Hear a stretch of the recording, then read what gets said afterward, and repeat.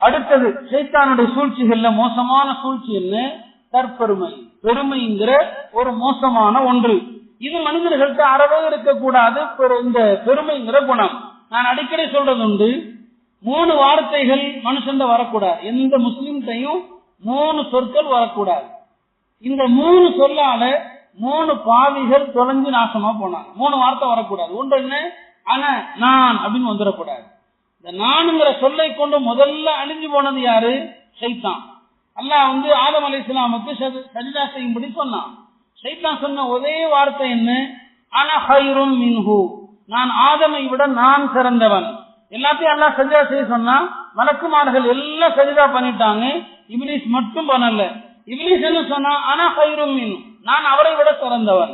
இந்த அனங்கிற நான் என்கிற ஒரு சொல்லுதான் அவனை நிரந்தரமாக சாபத்திற்குரியவனாக ஆக்கிவிட்டது. ஆக அனங்கிற வார்த்தை நான் அப்படின்னு வந்துடக்கூடாது. மனுஷனை அழிக்கக்கூடிய முதல் வார்த்தை. 2வது வார்த்தை என்ன தெரியுமா? நம்மள்ட்ட இருந்து வெளிப்படக்கூடாத வார்த்தை என்ன? நீ எனக்கே எல்லாம் சொந்தம். இந்த வார்த்தை வந்துடக்கூடாது. இந்த வார்த்தையால் அழிந்து போனவன் யார்? ஃபிரௌன். ஃபிரௌன் என்ன சொன்னான்? மூசா அலைஹிஸ்ஸலாமை பார்த்து, அலைஸலி மிஸ்ரு ஹாதிஹில் அன்ஹார் தஜ்ரி மின் தஹ்தி, என்ன இவரையா நீங்கள் நம்ப போகிறீர்கள்? இந்த மிஸ்ரை சுற்றி ஓடக்கூடிய இந்த நதிகள் எல்லாம் எனக்கு சொந்தம் இல்லையான்னு கேட்டான். அப்ப ஃபிரௌன் பயன்படுத்திய வார்த்தை என்ன? லீ, எனக்கு சொந்தம். அதுல அழிஞ்சு போனவன் தான் ஃபிரௌன். அதுல அழிஞ்சு போனவன் இல்ல, எனக்கே எல்லாம் சொந்தம். நான் உதாரணத்துக்கு போன அரசியல் நினைச்சிருவீங்க. தமிழ்நாட்டிலேயும் அப்படி எல்லாம் எல்லாமே எனக்கு, நான் தான் நிரந்தரம் என்று சொன்னவர்கள் எல்லாம் என்ன ஆனார்கள்? யோசித்து பார்க்க வேண்டும். கடைசி நேரத்தில் யாரையும் பார்க்க முடியாத ஒரு கதிக்கு தள்ளப்பட்டாங்க. எனக்கே எல்லாம் அழிஞ்சு போயிருவாங்க. அல்லாஹ்வுடைய நியதி. மனுஷன் இருந்து வரக்கூடாத 3வது வார்த்தை என்ன? இந்தி, என் திறமையால் அப்படின்னு வந்துடக்கூடாது. இதனால் அழிஞ்சு போனவன் யாரு? பார்வோன்.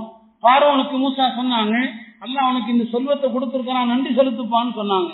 அவன் என்ன சொன்னா? இன்னமா ஊதீதுஹு அலா இல்மின் இந்தி, இதெல்லாம் என்னுடைய திறமையால கிடைச்சதுன்னா அல்லாஹ் பூமிக்குள்ளே கொண்டு போயிட்டான். பூமிக்குள்ள புதைந்து போய்கொண்டே இருக்கிறான் பார்வோன். அவ ஷைத்தான் மனிதனை அழிக்க பயன்படுத்தக்கூடிய ஆயுதங்கள்ல ஒன்று என்ன? தற்பெருமை. உலமாக்கள் சொல்வார்கள், மனிதன் எதனால பெருமை அடிக்கணும்? பெருமை அடிப்பதற்கு மனுஷனுக்கு என்ன தகுதி இருக்குது? ஏன்னா மனிதன் 2 மலப்பாதையிலிருந்து வெளியே வந்திருக்கிறான். 2 சிறுநீர் பாதையிலிருந்து வந்திருக்கிறான். இவனுடைய தந்தை ஆசைப்பட்டார். இவன் தந்தையினுடைய சிறுநீர் பாதையிலிருந்து அசுத்தமாக வெளிப்பட்டவன் தான் மனிதன். அது இவனுடைய தாயினுடைய கருவறைக்கு சென்று அவனுடைய சிறுநீர் பையிலிருந்து வெளியேறியவன் மனிதன். ஆக 2 சிறுநீர் பாதை வழியாக வெளியேறியவன் மனிதன். 2 சிறுநீர் பாதையிலிருந்து படைக்கப்பட்டவன் மனிதன். இப்படி படைக்கப்பட்ட மனிதனுக்கு பெருமைக்கு என்ன இருக்குது?